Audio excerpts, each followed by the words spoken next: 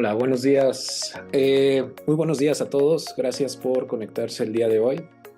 Mi nombre es Misael Carranza y voy a estar acompañándolos en el webinar que tiene por título Cómo sostener el cambio de comportamientos en seguridad. Me presento, bueno, mi nombre ya lo dije. He estado trabajando en temas de consultoría, específicamente en temas de cultura de seguridad desde hace poco más de 10 años. Empecé mi trayectoria en DuPont, donde estuve 6 años. De ahí transité por 2 empresas más de consultoría y pues actualmente estamos en este proyecto de Joint Moment. Muy contentos de acompañarlos el día de hoy, donde vamos a compartir mejores prácticas que hemos trabajado en algunas otras organizaciones, en nuestra experiencia que hemos tenido, de cómo trabajar todo el tema de seguridad basada en el comportamiento. Incluso ir un poco más allá de la seguridad basada en el comportamiento, que nos ayude a generar estos nuevos hábitos en la gente para que se pueda comportar de forma segura. Entonces, les voy a compartir pantalla para ir compartiendo la presentación que nos va a estar acompañando el día de hoy. Listo. Y pues bueno, ¿cuáles son los temas que vamos a ver el día de hoy? Pues primeramente vamos a analizar un par, no son un par, son 3 más bien, 3 modelos de comportamiento humano, que esto nos ayuda un poco para, de nuevo, crear conciencia, entender cómo trabaja el cerebro de las personas, el cerebro del ser humano, y de ahí entender por qué la gente se comporta como se comporta y dónde es donde principalmente tenemos que trabajar. Además del comportamiento, hay unos elementos adicionales para que poder hacer este cambio en la gente, poder sostener estos cambios de comportamientos enfocados a los temas de seguridad. Después vamos a ver un modelo que se llama los componentes del yo interno, para entender cómo funciona, qué hay detrás del comportamiento humano. De ahí nos metemos un poco a uno de los temas más interesantes, que es el poder de las creencias, los pensamientos que todos y cada uno de nosotros tenemos y que dan sentido a nuestra vida prácticamente. Y por último, un par de herramientas que trabajamos constantemente, sobre todo si ya tienes un programa de interacciones de seguridad, auditorías comportamentales, etcétera, etcétera. Te puede ayudar a integrar este enfoque en esos programas de seguridad basada en el comportamiento que ya muchas organizaciones implementan en el día a día. Entonces es un poco en lo que vamos a estar transicionando. Al final vamos a dejar un espacio para preguntas, respuestas, comentarios. Cualquier comentario es más que bienvenido dentro del chat. Lo voy a abrir aquí también. Buenos días, por ahí ya saludaron algunos. Muchas gracias. Pues bueno, también si tienen alguna pregunta o comentario, con todo gusto la vamos a ir respondiendo en el chat aquí con ustedes. Bien, vamos a arrancar con este pequeño video que ya tiene algunos años, pero creo que sigue siendo todavía muy relevante para entender. Este video es muy rico en muchas cosas, entonces lo voy a proyectar y de ahí vamos a explicar un poco por qué arrancamos con este video.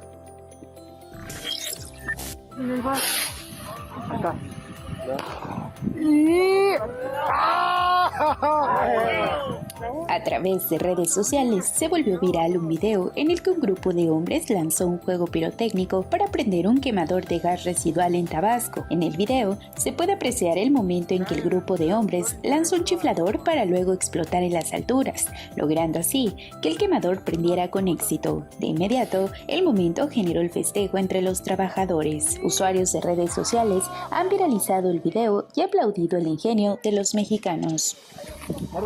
Cae el autor intelectual, papá.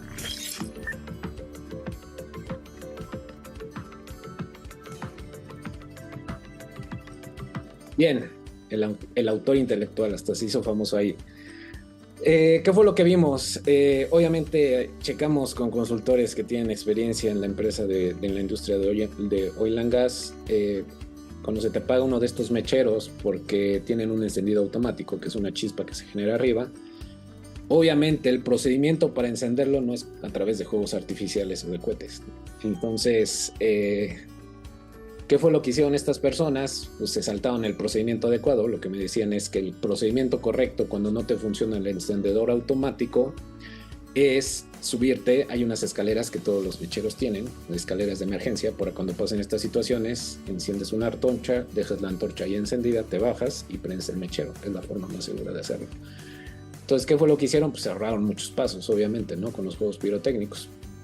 Es muy rico este video por todo lo que representa. Uno, un acto inseguro. Meter juegos pirotécnicos en una instalación de oil y gas es, obviamente, a todas vistas, un acto muy peligroso. Si el cohete se dispara a otro lado, si las chispas se van a otro lado, etcétera, etcétera. Entonces ese incidente pudo haber sucedido una catástrofe. ¿Qué fue lo que pasó?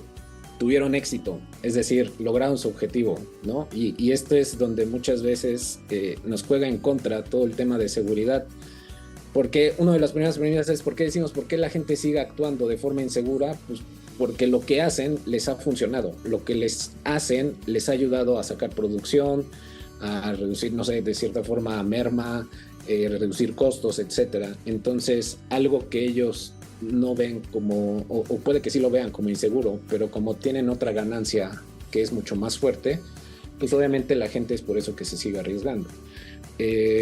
Recuerdo que este video es uno de varios. Hay otro donde fue con una bomba, no fue con un cohete, fue con una bomba que encendieron también un mechero en la instalación.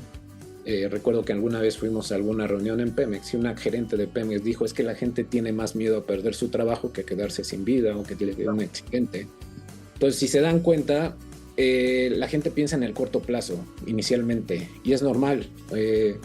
Lo que queremos es solucionar el problema que nos está quejando actualmente. Entonces, partiendo desde todos estos presuntos, pues es un poco entender por qué la gente hace lo que hace, por qué la gente actúa como actúa, por qué la gente toma esos riesgos que a veces pueden ser sorprendentes para alguien que se dedica al tema de seguridad y que conoce el tema de riesgos, etcétera, pero para alguien que no está tan acostumbrado, pues puede ser algo cotidiano, ¿no?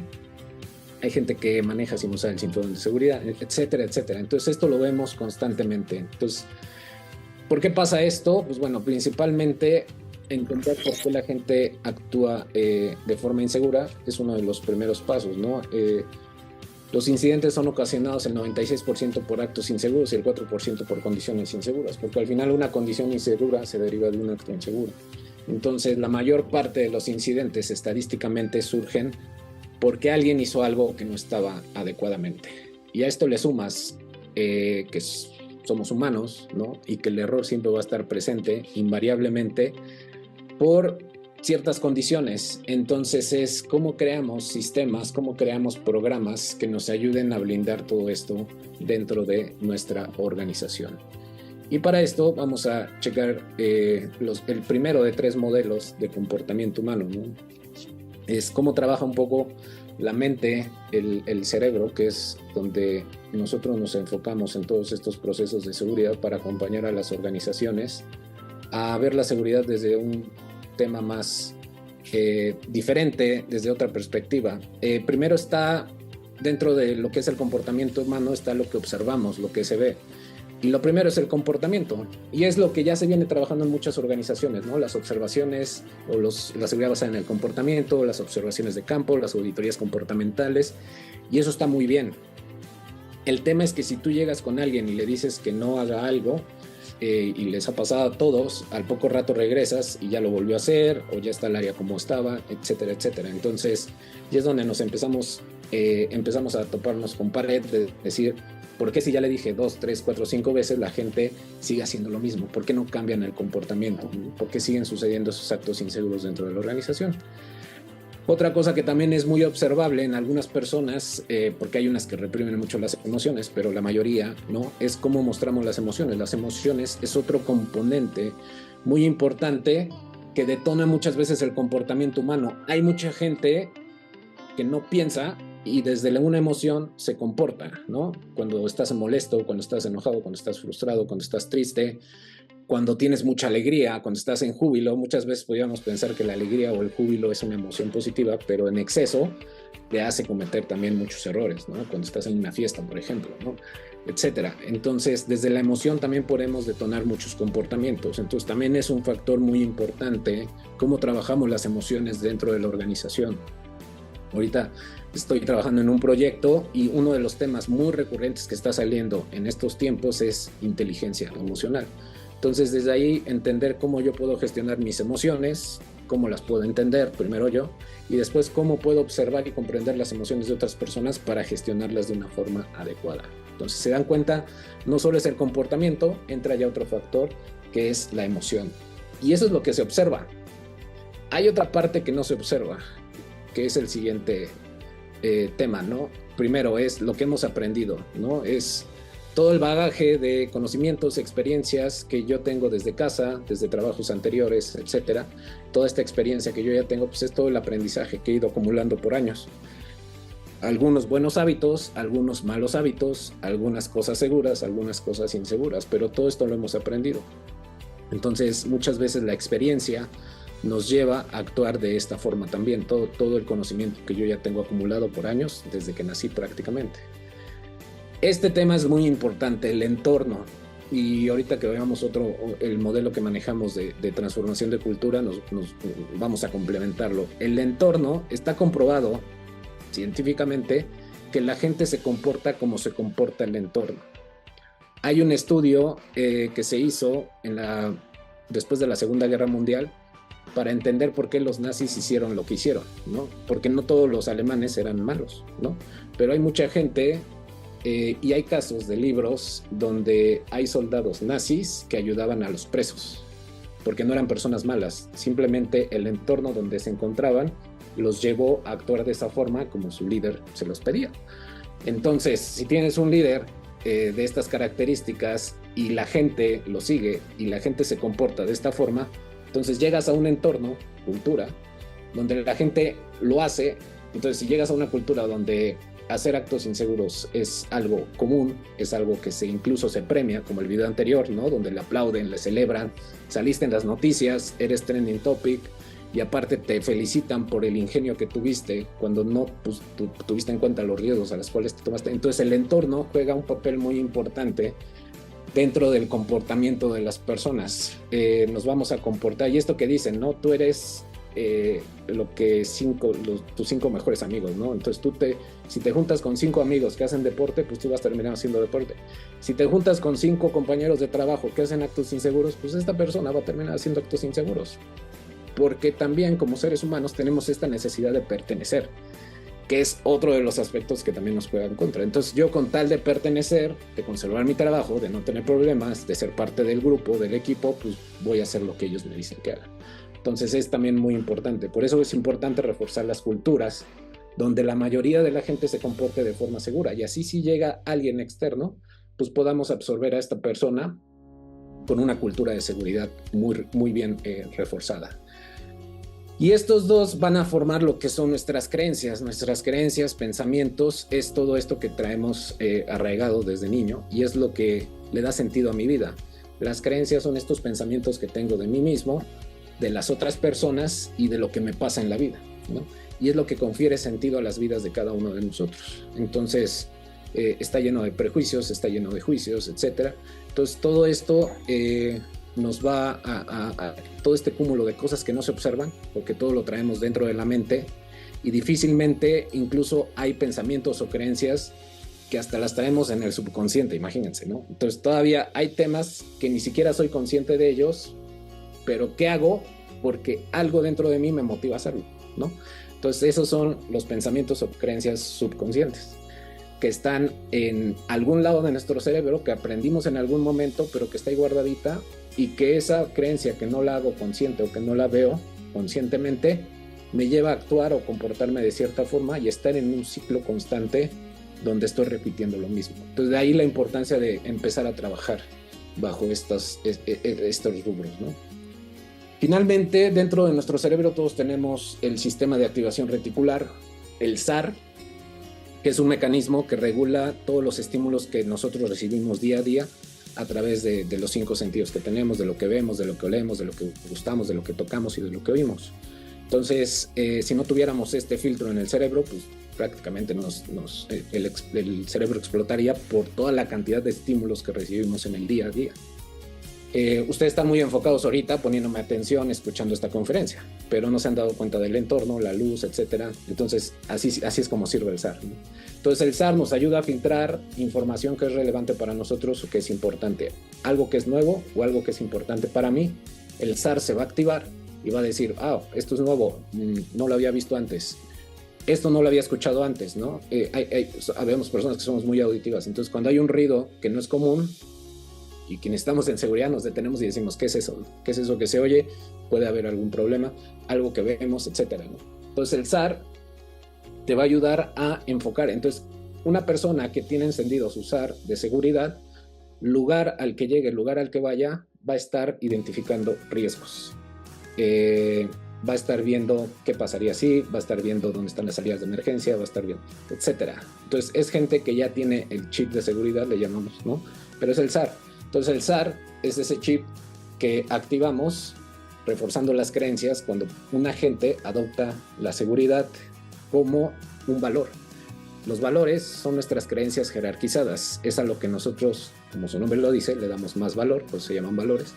Entonces, si para mí la seguridad es un valor top, pues va a estar presente en mi vida 100%. La definición de SAR es sistema de activación reticular. SAR, sistema de activación reticular. Entonces, ¿cuál es el riesgo? Entonces, ¿cómo trabajamos en creencias en el SAR con enfoque hacia los riesgos? Todas las estrategias de seguridad parten de los riesgos, ¿no? De hacer un análisis de peligros, hacer una evaluación de riesgos y de ahí poner los controles necesarios para minimizar, administrar o incluso eliminar los riesgos probables que puedan haber en nuestras operaciones. Entonces, este es uno de los primeros modelos que abordamos para entenderlo.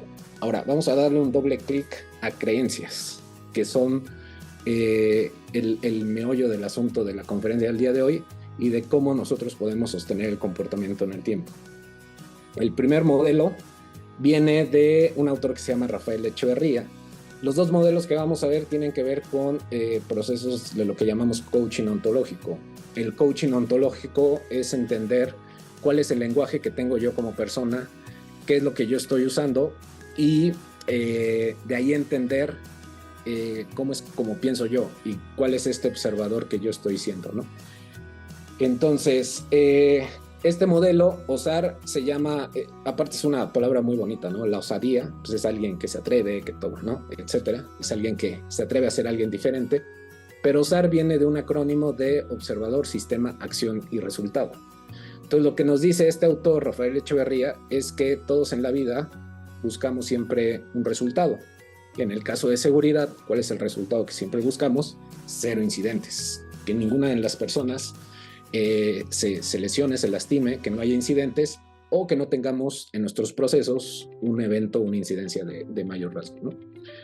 Pero si lo aterrizamos a la vida, pues bueno, todos en la vida buscamos algún resultado. La felicidad es un resultado, el bienestar es un resultado, el 0 incidentes es un resultado. Todos es que estamos aquí el día de hoy tenemos 0 porque no nos hemos accidentado el día de hoy, por eso estamos presentes el día de hoy. Entonces, el día de hoy todos estamos en 0. Entonces, este es un resultado positivo. ¿Qué sí te dice este modelo? No juzgamos los resultados, ¿no? Y es uno de los primeros. Cada persona va a definir si el resultado que está teniendo en su vida le gusta o no le gusta. Entonces, no es, y es una de las primeras premisas también, porque luego tendemos mucho a juzgar a la gente, ¿no? Y cuando juzgamos a la gente, pues la gente se siente atacada, se cierra o ya no nos escucha, etcétera. Entonces, entender qué es lo que quiere la gente, hacia dónde va la gente, ¿no? ¿Qué resultado quieres tener en tu vida? ¿Quieres vivir muchos años? ¿Quieres estar con tu familia? Mucha gente dice, no, lo más importante para mí es la familia. Ok, pues ¿qué estás haciendo para cuidarte a ti primero, para estar X número de tiempo con tu familia, ¿no? Entonces, de ahí es muy importante identificar en la gente cuáles son los resultados que ellos quieren en su vida, personal y profesional incluso. La primera herramienta que tenemos para cambiar nuestros resultados en la vida son la acción, los comportamientos. Y hay muchos resultados que logramos cambiar cuando hacemos un cambio de comportamiento, cuando cambiamos un comportamiento, cuando cambiamos una acción, ¿no? Ejemplo, quiero bajar de peso. ¿Qué es lo que voy a hacer? Pues voy a empezar a hacer ejercicio. Listo. Y hay gente que con solo cambiar la acción y ponerse como meta hacer ejercicio, logra cambiar el resultado. El tema es que a muchos nos pasa, me incluyo, que digo, quiero bajar de peso, me pongo a hacer ejercicio, hago una semana, 2 semanas, 3 semanas, y al final, al mes, me gana mi anterior yo, y regreso y ya dejo de hacer ejercicio, ¿no? Entonces pasa mucho en la seguridad, haces una observación de seguridad, observas el comportamiento que tomó la persona, le das una recomendación, le das una sugerencia, le dices qué hacer, la persona hace un compromiso, cambia 1, 2, 3 semanas, 4 semanas, y al mes vemos que la persona vuelve a regresar, o que ya cometió el mismo incidente, o que ya está haciendo una cosa diferente de la que le habíamos dicho. Entonces, hay muchas veces donde la acción no nos da para cambiar los resultados que estamos buscando en nuestra vida. Cuando la acción no te da, lo que te sugiere este autor es cambiar el observador que eres. ¿Cuál es el observador que eres? Pues es todo esto que llamamos creencias. Y le llama el observador porque es como yo veo la vida, ¿no? Entonces, si para mí la seguridad no es importante, pues por ende voy a actuar en consecuencia. Si para mí la seguridad es importante, voy a actuar en consecuencia. Entonces, empezar a indagar cuáles son esos pensamientos o creencias que la gente tiene, cuál es el observador que nosotros hemos estado siendo para que podamos tener un cambio sostenible en el tiempo. La mayoría de la gente que sale de malos hábitos, de malas adicciones, no solo se enfocó en cambiar sus comportamientos, también se enfocan mucho en cambiar sus pensamientos, sus creencias, el autoconcepto, etcétera, etcétera. Entonces, es en este segundo elemento, que es el observador, donde nosotros decimos que podemos hacer un cambio sostenible en el tiempo. Bajo este modelo existen dos... lo que dice este modelo es que también el observador está constantemente evaluando los resultados, ¿no? Entonces, estoy satisfecho con el resultado que estoy teniendo. Si estás satisfecho, pues síguele, ¿no? O sea, ¿a qué voy? Si no estás teniendo incidentes, ¿qué se está haciendo tu resultado? Pues entonces lo que estás haciendo y estás pensando está alineado y por eso estás teniendo ese resultado. Pero si estás teniendo muchos incidentes, si ya te accidentaste, si eso te trajo contratiempos en el trabajo, en la familia, etcétera, pues tal vez es un resultado que no estés buscando. Entonces, piensa qué acciones tienes que hacer diferente y mejor aún, qué creencias o pensamientos tienes que empezar a cambiar. Entonces, como este observador está evaluando constantemente los resultados, lo que decimos actualmente es que esto, cuando no nos gustan los resultados, se abre esta ventana bonita que es el aprendizaje. Y un aprendizaje de primer orden se da cuando la acción la cambiamos, que ya hablamos ahorita de eso, ¿no? Un aprendizaje de segundo orden se da cuando empezamos a observar qué pensamientos son los que me han llevado a tener los resultados que tengo actualmente, qué historia me estoy contando a mí mismo, cuáles son esas historias de terror que luego nos llegamos a contar, ¿no? Y aquí ojo, porque también el ser humano tiende mucho a la negatividad y es algo normal, 100% normal. ¿Por qué? Porque la negatividad pues, es ver los riesgos, los peligros y eso nos lleva a, curiosamente, a actuar de una forma para salvaguardarnos, etcétera, ¿no? Pero hay gente que es muy temeraria y que pues, tiende a hacer lo contrario. ¿Qué es lo que nos dice este modelo? Que un aprendizaje transformacional se da cuando llegamos al núcleo del observador, cuando identificamos cuáles han sido esos pensamientos o creencias que a mí me han estado limitando para actuar de una forma diferente y obtener los resultados que deseo esperar. Aquí es cuando se dan las transformaciones. Casi siempre cuando explicamos este modelo damos de ejemplo a una persona que tomaba mucho y dejó de tomar. Tengo un amigo que anteriormente estaba en una barra de estas de porras de Pumas del equipo de fútbol soccer y tenía una vida muy descarriada. Tomaba mucho, tenía como 30 o 40 kilos de sobrepeso y actualmente este mismo amigo tuvo una transformación en su vida. El resultado que estaba teniendo en su vida no le gustó, cambió la acción, pero sobre todo cambió muchas de las creencias que él tenía y actualmente se dedica a correr maratones, está en su tiempo, es una persona muy atlética. Entonces, cuando vemos a personas que tienen estas transformaciones de vida, es porque se enfocaron en la acción, pero también trabajaron mucho sus pensamientos y sus creencias, la programación neurolingüística que ellos están teniendo con ellos mismos, la historia que se están contando ellos mismos. Entonces, lo mismo va a pasar en el tema de seguridad. Cuando trabajamos desde el observador, desde las creencias en las personas, la gente va a adoptar la seguridad como un valor. Y ya no lo va a hacer porque me está diciendo el de seguridad, el supervisor o la organización, sino lo estoy haciendo porque yo estoy convencido de que tiene un valor en mi vida. y como tiene un valor en mi vida, tiene una prioridad en mi vida, y como tiene una prioridad en mi vida, sigo pensando de forma segura. ¿Y cuáles son los pensamientos que me van a llevar a actuar de forma segura y a tener un resultado positivo, que es el 0 incidentes? Ahora bien, el último elemento que nos falta de este modelo es el sistema, y es precisamente lo que queremos cambiar, ¿no? Los líderes son los que transforman o los que logran transformarse a sí mismos. Por eso, ahorita que vemos el modelo, creencias va muy ligado con liderazgo, porque el liderazgo parte desde un liderazgo personal. Es como yo lidero, me lidero a mí mismo, como lidero mi vida. Entonces, los líderes son los que logran transformar sistemas. Y un sistema se transforma, una organización se transforma transformando una persona a la vez. Pero nosotros no tenemos la capacidad de transformar o de cambiar a alguien. Una persona cambia porque decide hacerlo, porque le ve un valor.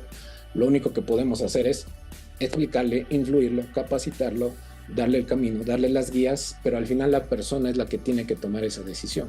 Y lo que buscamos es que el sistema en el cual nosotros pertenecemos, pues realmente sea un sistema donde todas las personas actúen de forma segura y por ende logremos tener esta cultura donde el 80% de las personas o la masa crítica actúan de forma segura, y el 20% que no lo haga, una de dos, o va a terminar adoptándose o va a terminar saliendo del sistema, como muchas veces ha pasado.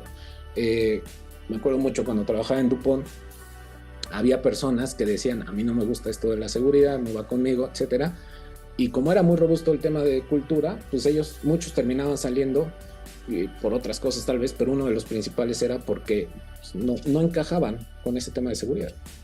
Y también se vale, ¿no? Y es a lo que voy. Si tú te quieres seguir arriesgando en tu vida, pues dale, pero aquí no es el lugar para hacerlo. Tal vez en otra empresa, en otra organización donde sí te permitan, pero aquí no. Aquí esta es la cultura y este es el sistema que estamos creando. Entonces, y aquí entran otros elementos como el tema de consecuencias, etcétera. Entonces, al final, todo esto conforma un sistema. Las personas son los que cambian los sistemas, las organizaciones, los líderes son los que logran hacer esto. Y al final, pues tú vas a decidir si terminas adaptándote a este sistema o no. Este es un modelo, para mí es de los más completos. Rafael Echeverría también lo pueden buscar. Es un coach que se dedica, él desarrolló este modelo y creo que es también una muy buena bibliografía para quien quiera leerlo y empezar a atacar. Segundo modelo. Tercer modelo, porque arrancamos con el nuestro que vimos de cómo explica el comportamiento, pero este es de otro libro que se lo recomiendo mucho, que se llama Hábitos Atómicos, que está muy, muy de moda ahorita, que es de James Clear. Y el autor, en palabras menos, dice lo mismo. Para tú crear o formar un hábito nuevo, es importante que trabajes desde la identidad, después trabajes en tu proceso y finalmente te enfoques en los resultados. Si se dan cuenta, tienen en común dos elementos: resultados e identidad. Identidad es el observador, nada más que lo llaman distinto, ¿no? Y el observador son los pensamientos y las creencias. Pero cuando lees ambos libros te das cuenta que es lo mismo. Entonces, ¿qué es lo que te dice? ¿Por qué muchas de las personas no logran cambiar hábitos? Porque su prioridad está en el resultado, en lo que quiero lograr. Después se enfocan en el proceso y muy pocas veces trabajan en su identidad. Lo que esta persona te dice es que para que tengas un hábito sostenible en el tiempo y logres cambiarlo, tienes que trabajar de atrás para adelante, del centro hacia afuera, ¿no? Empezar por tu identidad. Y aquí esta persona también maneja el tema de salud mucho como ejemplo. Entonces dice, si quieres mejorar tu salud, primero tienes que empezar a pensar qué persona quiero ser y visualizarte bajo eso y estártelo repitiendo constantemente. ¿Cuáles son las ganancias que voy a tener siendo una persona saludable, que come bien, que hace ejercicio, que tiene buenos, etcétera, etcétera? Y esta repetición constante, pues si se dan cuenta, son frases, son pensamientos, son creencias que nosotros vamos implantándonos a nosotros mismos, ¿no? Entonces, es muy importante empezar a trabajar en creencias con las personas dentro de nuestras organizaciones para empezar a retarlos, empezar a cuestionarlos también. Una creencia limitante se trabaja primero cuestionándola. Cuando yo me cuestiono a mí mismo, siempre que trabajamos esto en talleres o en workshops, créanlo, la gente se pone a pensar, o sea, la gente sale muy pensativa de estos cursos, porque esto no solo te sirve para seguridad, te sirve para tu vida, pero el enfoque que le damos a esa seguridad, ¿no? Entonces, la gente termina muy reflexiva de una interacción cuando empezamos a hablar de estos temas, porque aparte es empezar a retarlo, la parte es empezar a decirle, oye, comprométete, empieza a trabajar, ¿qué vas a hacer para sostenerlo? Pon acción, ¿no? Etcétera. Entonces, los resultados basados en la identidad, en la historia que yo me estoy contando, en las creencias, en los pensamientos que yo tengo, van a ser sostenidos en el tiempo, ¿no? Entonces, que si lo hacemos de una forma distinta, que si solo nos basamos en el resultado, en el proceso, y la identidad muchas veces no la atacamos. Entonces, si se dan cuenta, los dos autores parten de la misma assumption, ¿no? Trabaja en la identidad, trabaja en el core, en el observador, trabaja en tus pensamientos, trabaja en tus creencias, cuestiónate. Hay una frase muy buena de un autor que dice que no me creo todo lo que pienso porque puede que esté mal, ¿no? Entonces, cuestiónate todo lo que piensas porque tal vez puede que estés mal, ¿no?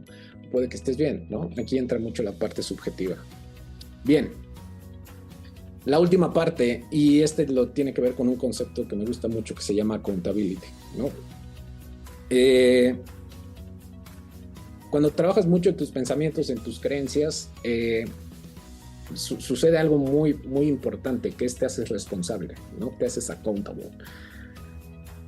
Una persona que se hace responsable no le culpa a nadie de lo que le pasa en su vida, de lo que le pasa en el trabajo, ¿no? Y muchas veces, después de un accidente, muchas personas tienen la mentalidad de víctima, ¿no? De, ok, me pasó el accidente, pero me pasó porque mi jefe me dijo, me pasó porque no tengo el equipo adecuado, me pasó, y empieza ir como metralleta, ¿no? A echar las culpas, ¿no? O las excusas de por qué pasó lo que nos pasó.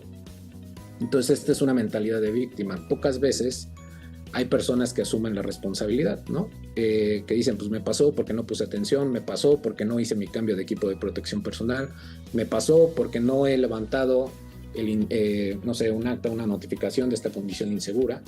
Entonces, cuando trabajamos o cuando trabajamos mucho el tema de accountability, de hacer responsables a las personas de sus acciones, de lo que les pasa, y entienden, hay una metodología muy bonita en este tema de accountability que se llama la escalera de la accountability, que son 8 pasos, que hace poco la acabamos de dar en un taller. Ahí también la gente se queda pensando así como changos. Pues sí, a veces sí me pongo muy en víctima, ¿no? Cuando le echo la culpa a todo el mundo, cuando pongo excusas, cuando encuentro formas de cómo zafarme, etcétera, etcétera, ¿no? Entonces, cuando realmente nos hacemos responsables y somos accountables, pues obviamente aquí también está la llave de la transformación, porque yo no voy a esperar a que venga el de seguridad, a que venga la compañía, a que venga el de recursos humanos, a decirme lo que tengo que hacer para actuar de forma segura, sino yo mismo me hago responsable de eso, me apropio de la seguridad y la llevo a cabo, ¿no? Y es un poco uno de los mindsets que trabajamos mucho. Entonces, el trabajar el mindset de accountability dentro de las organizaciones también ayuda mucho, porque pasamos de hacer algo por cumplimiento a hacer algo por compromiso. El hacerte responsable te compromete y te vuelve más accountable de la situación, y pues al final no esperas que alguien venga y te resuelva, sino tú mismo haces algo. Y creo que esa es la cultura que todos queremos en temas de seguridad, donde la gente esté levantando reportes, donde la gente haga observaciones, donde la gente te busque y te diga, oye, voy a tener una reunión con mi equipo de trabajo, necesito que me des una charla, ¿no? Porque al final muchos de los que están aquí en la llamada son profesionales de seguridad, y al final esa es tu responsabilidad, asesorar, ser ese asesor de negocio dentro de la organización, no ser el policía, no ser el que está detrás de la gente, no ser el que está ahí corriendo, ¿no? Etcétera, sino el tuyo es darle las herramientas a la gente de la operación para que la gente de la operación las apropie, las tome, se hagan responsables y las apliquen en su lugar de trabajo. Y esto aplica para seguridad principalmente, ¿no? Entonces, ¿cómo hacemos responsables a las personas? Es un coach también, ¿no? Porque hay coach también. Es también cómo adquirimos estas habilidades de coaching que hemos tenido otros webinars, ¿no? También trabajamos mucho en desarrollar en los asesores de seguridad estas habilidades de coach, que una de las premisas de un coach es no juzgar, ¿no? Entonces, guiar a la gente, cuestionarlo, retarlo, estar presente, escuchar, etcétera, ¿no? Entonces es una forma diferente de aprendizaje que muchas veces, dependiendo de la organización, puede que esté preparado o no, porque casi siempre es empezar dando asesoría, ¿no? Y ya después podemos dar coaching.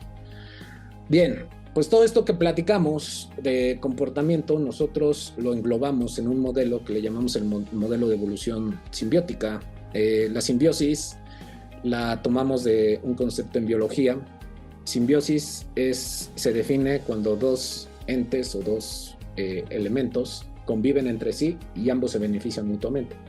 Entonces de ahí es que llamamos este modelo de evolución simbiótica, para hacer esta analogía, para hacer un proceso de transformación de cultura, un proceso de cambio o de sostenimiento de comportamientos de seguridad. Es importante trabajar en dos rubros, en la persona y en la organización, que están conviviendo constantemente. Los primeros dos elementos donde siempre empezamos a trabajar y tienen que ver con la charla del día de hoy es creencias y liderazgo, ¿no? Hay programas de liderazgo que parten desde el liderazgo personal. El liderazgo personal es cómo trabajo en mis creencias, precisamente. Entonces, son dos puntos de partida. En la gente, en las personas, trabajamos en el nivel personal, es cómo entiendo primero toda esta parte que les acabamos de explicar, ¿no? Cómo entiendo cómo trabaja mi cerebro, cómo entiendo que hay pensamientos subconscientes de las cuales no sé que están ahí hasta que las puedo ver en el consciente, y cuando las puedo ver es cuando las empiezo a trabajar, porque cuando lo ves tomas conciencia, y la conciencia es la llave del aprendizaje. Pero entender también que hay muchas cosas que vamos a seguir teniendo en el subconsciente, y que es importante que si tenemos un error, primero nos hagamos responsables, no culpemos a los demás, identificar qué hice yo que me llevó a tener este error, este incidente, este accidente, etcétera, ¿no? Entonces partimos desde ahí, trabajar en las personas, en las creencias, y en la organización trabajar en el liderazgo, que aquí ya es el segundo paso del liderazgo. No es ya el liderazgo personal, sino ya es el liderazgo hacia otros, ¿no? Principalmente con los líderes, ¿no? ¿Qué tanto está involucrado el liderazgo de tu organización? Entender que todos somos liderazgos, que el liderazgo pasa en todos los niveles de la organización, y que todos también desde nuestro ámbito de acción podemos influir en la gente que nos rodea, tenga o no gente a mi cargo. Y esa es la premisa también del liderazgo, ¿no? El segundo, que ya habíamos hablado, y ahorita lo vamos a ver con los componentes del yo interno. Muchas de nuestros pensamientos y creencias nos llevan a las emociones, y las emociones nos llevan al comportamiento.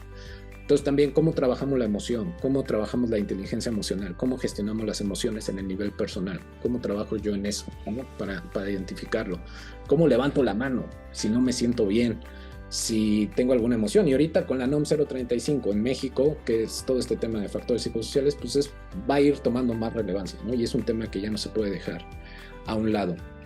Y las emociones lo ligamos con la comunicación, que ya es cómo trabajamos la comunicación masiva dentro de las organizaciones para comunicar de diferente forma, que incluso llegue a afectar la emoción de la gente, porque también desde la emoción, como lo dijimos, hay mucha gente que cambia el comportamiento. Entonces, si a mí un mensaje, una campaña, que también ayudamos a las organizaciones en temas de campañas, me llega, me conmueve, me hace reflexionar, pues también desde esa reflexión, desde esa emoción, desde ese evento que sucedió, puedo yo generar un cambio, ¿no? Entonces la comunicación masiva, también el endomarketing, comunicación interna, también nos ayuda bastante, y ahí también tenemos un músculo fuerte con un consultor nuestro que se llama Alex Ramón, que es un genio en la comunicación preventiva, que le llamamos. Después viene ya la parte que venimos hablando, comportamientos, lo que observamos. Sí es importante seguir trabajando en comportamientos, porque al final es el resultado de las dos anteriores, ¿no? Es lo que queremos llegar a ver. Entonces, seguir dando feedback de forma asertiva también es muy importante. Pero también cómo damos el feedback, que es mucho de lo que también trabajamos en esta parte, es porque luego muchas veces llegamos y regañamos en vez de asesorar, de orientar, de escuchar, de entender, ¿no? Entonces lo primero que hacemos es el regaño, el manazo, el reglazo, etcétera. Y pues obviamente la gente así cambia un rato, pero en el poco rato pues lo único que va a generar es un resentimiento, ¿no? Entonces, cómo cambiamos también nuestras interacciones y comportamientos también desde un diferente approach. Lo que ya habíamos hablado, el entorno social, que platicamos ahorita hace un momento, que son estas reglas no escritas, que es la forma en cómo se comporta el grueso de nuestra organización, ¿no? El entorno social, siempre digo que es la cultura que actualmente tienes, pero hay otro entorno que también influye, que es el físico. Entonces trabajamos mucho en estos dos entornos. ¿Cuáles son las condiciones físicas de trabajo que tiene tu gente? Porque desde ahí también puede que la gente se comporte de forma segura o no. para esto hay una teoría que se llama la teoría de las ventanas rotas, esa se las dejo de tarea. Entonces, si investigas la teoría de las ventanas rotas, vas a entender cómo si cambias el entorno físico, la gente también desde el entorno físico cambia la forma en cómo se comporta. Y esto sucede en hay muchas historias de éxito. Medellín, Colombia, lo usó mucho en las áreas marginadas para reducir sus índices de delincuencia en estas áreas. Entonces, ahí se los dejamos de tarea, la teoría de las ventanas rotas. Ahí le ponen en Google y les va a aparecer rápido.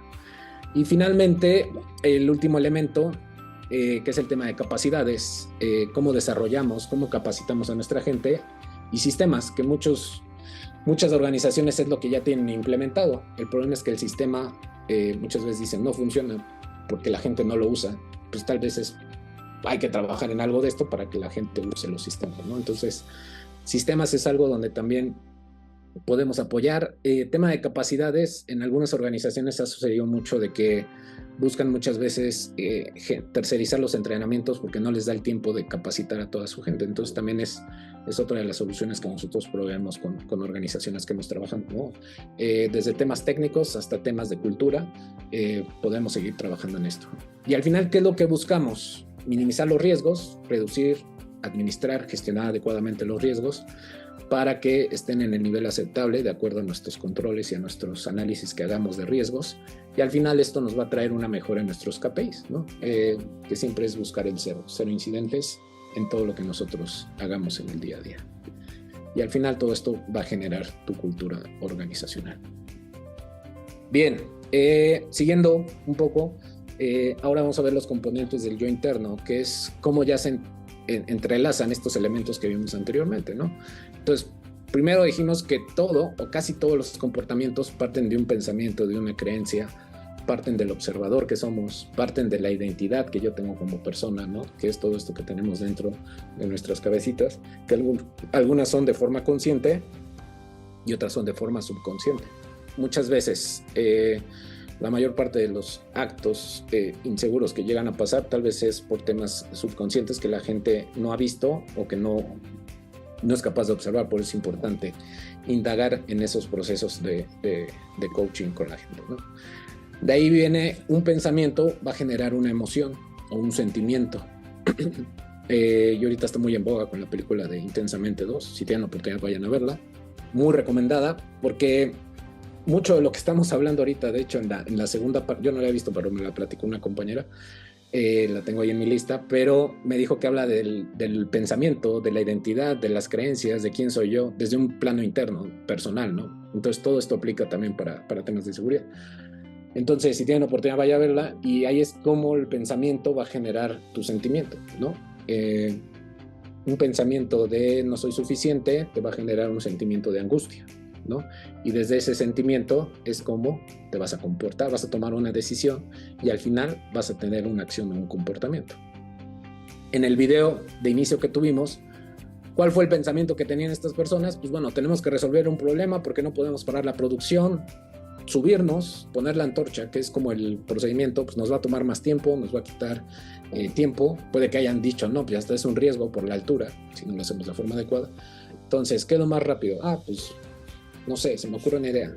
Entonces, cuando empieza esto, pues obviamente empiezan a ver cuál es el sentimiento, pues como de entusiasmo, alegría, porque pues ya estamos viendo cómo lo vamos a hacer sin tener que subirnos, que es como engorroso, etcétera, y esto nos lleva a tomar una decisión. Entonces vamos a comprar los cohetes, lanzamos el cohete, prendemos y si tenemos éxito, tómala, pues lo vamos a seguir haciendo, lo vamos a seguir repitiendo, y todavía si nos hacemos virales, la gente nos premia, que somos bien creativos, que salvamos la operación, etcétera, etcétera, y casi somos héroes, pues olvídense, ¿no? Entonces la gente lo va a estar repitiendo. Entonces ese también es un tema. Cuando una persona tiene éxito en algo que hizo, a pesar de que se haya puesto en riesgo, la persona que te va a decir es la clásica de siempre lo he hecho así, si nunca me ha pasado nada, etcétera, etcétera, ¿no? Entonces ahí es donde la gente no logra entender o ver el riesgo potencial al cual se está exponiendo si lo sigue haciendo de esa forma. Puede que haya tenido éxito 1 o 20 veces, pero con uno que te pase, incluso hasta te puedes morir, ¿no? Cuando la gente lo entiende eso, y hay otra premisa también muy importante, todos sabemos que nos vamos a morir. Creo que eso es lógico, ¿no? Y es mucho de eso, pero cuando creemos que realmente nos vamos a morir. Y esto pregúntenselo a alguien que ya se enfermó, que tuvo un accidente, etcétera. Es donde la gente, tristemente, hasta que te pasa eso es donde empiezas a cambiar, ¿no? Porque ahí es donde realmente crees que te puedes morir. Y entonces muchos de los seres humanos navegamos con esta creencia de soy autoinmune, soy invencible, nunca me ha pasado nada, ¿no? Entonces, como no me ha pasado nada y he tenido éxito, pues lo sigo haciendo de la misma forma y no cambio, ¿no? Y entra esta premisa de estoy bien. Pues sí, estás bien, pero puedes estar mejor, ¿no? Puedes estar mejor de lo que estás ahora. Y es lo que mucha gente muchas veces no logra ver, ¿no? Bien, entonces, haciendo ya el doble clic a las creencias, una creencia es una idea, un pensamiento que asumimos como verdadero. Y este es el meollo del asunto, ¿no? Porque luego nos empezamos a pelear con las creencias. Ya cuando entiendes este tema, te empiezas a pelear con las creencias. No es pelearte con las creencias, sino es nada más, de nuevo, preguntarle a la gente, ok, ese pensamiento, esa creencia que tú tienes, ¿te va a acercar al resultado que estás buscando en tu vida? Como persona, como profesional, dentro de esta organización que estamos buscando ser incidentes. Y dejar que la gente piense por sí sola, ¿no? Es en consecuencia una certeza, una convicción que tienes sobre algo. Por eso es que las creencias son muy difíciles de cambiar, los pensamientos son muy difíciles de cambiar. A alguien que cree en Dios, tú dile lo contrario y va a ser muy difícil que lo cambies de pensar. Como pasa con el contrario, alguien que no cree en Dios. Porque para nosotros, para el ser humano, son verdades casi inamovibles. Y si se dan cuenta, ninguno de los dos puede comprobar la veracidad de la existencia de Dios. Tanto el que cree como el que no cree. Entonces, ¿quién está bien, quién está mal? De ahí el poder que tienen las creencias dentro de la gente, ¿no? Entonces, al final es una verdad subjetiva de la persona, no discutible, difícilmente debatible, que normalmente me resisto a poner en tela de juicio y a cambiar porque se instala en mi mente como algo incuestionable, esencial y estructural. Si me lo dijo mi mamá, si me lo dijo mi papá, personas que amo, si lo aprendí de otro trabajo, de un jefe que estimé mucho, si lo hacía así en la otra empresa donde trabajaba y nunca nos pasó nada, pues es algo que yo ya traigo como verdadero. Y cuando partimos desde ahí y entendemos a la gente sin juzgarla, pues es donde ya podemos empezar a tener una interacción distinta con ellos, que es ahorita algunos pasos de lo que vamos a ver de cómo hacer interacciones diferentes, ¿no? Al final, ¿qué ocurre si esa creencia es falsa? Es decir, si es una automentira que se sostiene continuamente y que me aleja de la realidad. ¿Cómo se ven las falsas creencias o las creencias limitantes? Cometiendo errores. Y hay gente que comete muchos errores y que tropieza con la misma piedra. Entonces, incluso les apuesto que hay gente en sus organizaciones, personas que han cometido el mismo incidente más de una ocasión, ¿no? ¿Por qué? Porque no han aprendido, porque tal vez cambiaron un poco el comportamiento, pero no han cambiado su pensamiento o creencia que los lleva a actuar de la misma forma. Y obviamente también los ocultan con mentiras o negando la realidad, ¿no? Entonces cuando nos cerramos, cuando decimos yo estoy bien y el mundo está mal, pues obviamente es ahí donde algo te está limitando, ¿no? Y luego también,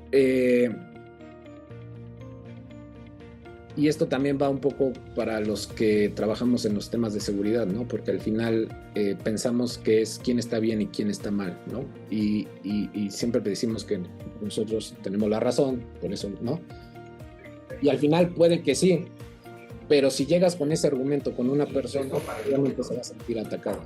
Entonces de ahí es cómo hacemos interacciones distintas desde el entendimiento, desde dónde está la persona actualmente, desde por qué piensa de esa forma, de dónde viene ese pensamiento, qué lo llevó a pensar así, a ser así, etcétera, etcétera. Es decir, hacer empatía, conocer la historia de esta gente y desde ahí invitarlo amablemente, ¿no? Cortésmente, retarlo, ¿no? A través de preguntas, cuestionándolo, etcétera.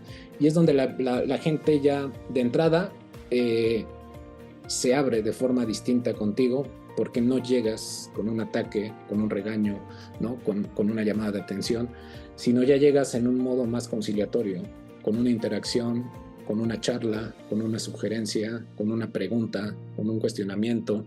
Entonces, también analicémonos nosotros como personas, como profesionales de estos temas de seguridad, cómo estamos haciendo nuestras interacciones actualmente, cómo llegamos con alguien que acaba de cometer un incidente, cómo hacemos nuestras investigaciones, ¿no? Que desde el nombre ya, investigación de incidente, siempre he dicho, estaría bueno cambiarle el nombre, porque desde que le dice a una persona, oye, te vamos a entrevistar para una investigación, pues desde ahí la gente ya llega asustada, ¿no? Y cuando la emoción, nuevamente, viene la emoción, Cuando la gente está asustada, pues ¿qué va a hacer? Pues te va a mentir, te va a decir otra historia, lo va a ocultar, no te va a decir completo, etcétera, etcétera.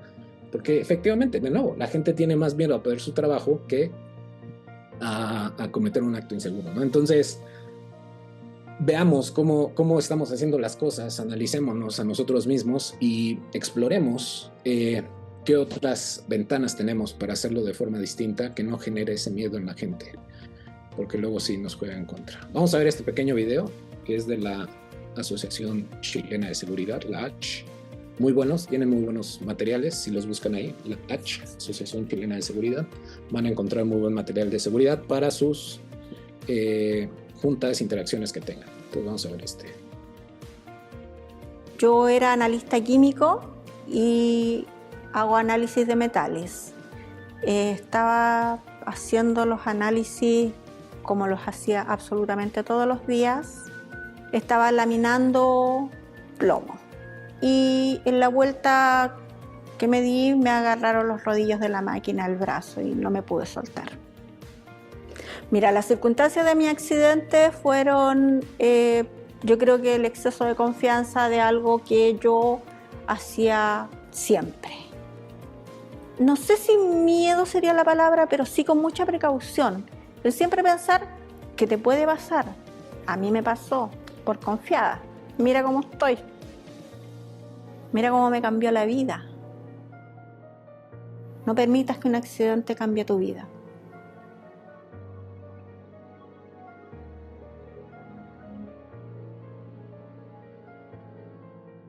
Bien, mensajes clave. El pensar que siempre te puede pasar es una creencia potenciadora, ¿no? Es una creencia de realmente si manejo un auto y voy distraído, voy hablando por teléfono, voy comiendo o algo, me puede pasar algo, puedo tener un accidente. Entonces dejo de hacer eso y cambio mi comportamiento, ¿no? Pero es cómo empezamos a insertar esos mensajes, esas creencias en el personal para que hagan o empiecen a actuar de forma diferente.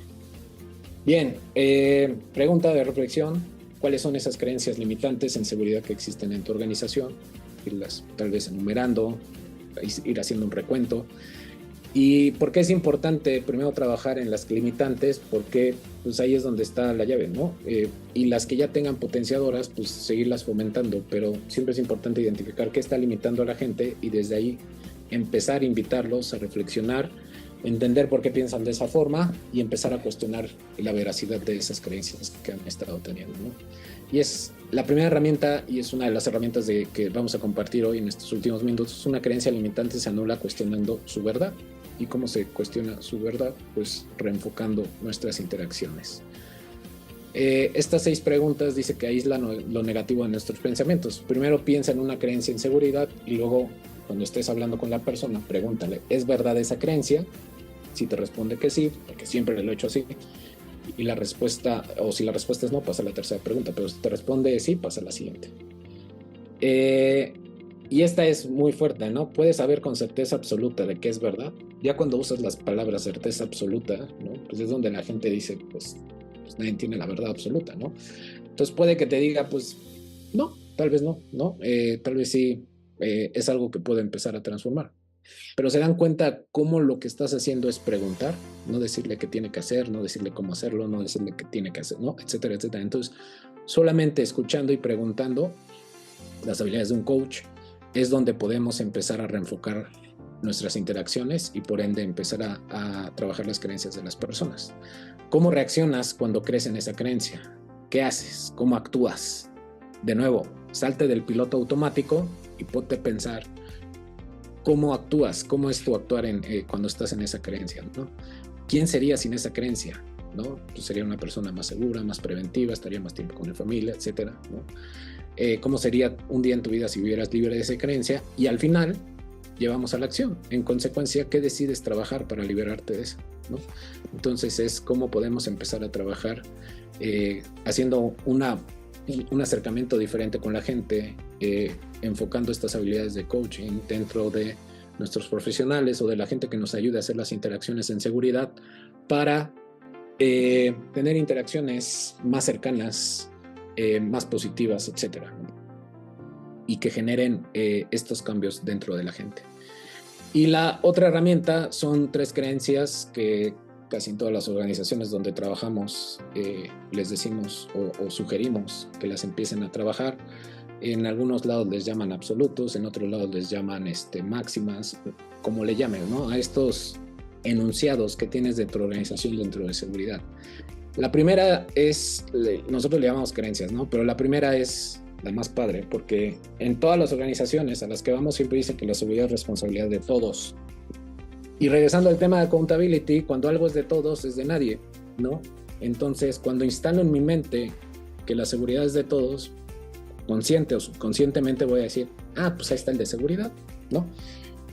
Pero si instalo en las personas que la seguridad es mi responsabilidad, ya la estoy personalizando, ya la estoy haciendo propia, entonces ya es conmigo, ya no es con todos. Entonces de ahí es donde viene el cambio, el cómo hablamos, el cómo nos comunicamos, ¿no? Todo este tema de comunicación.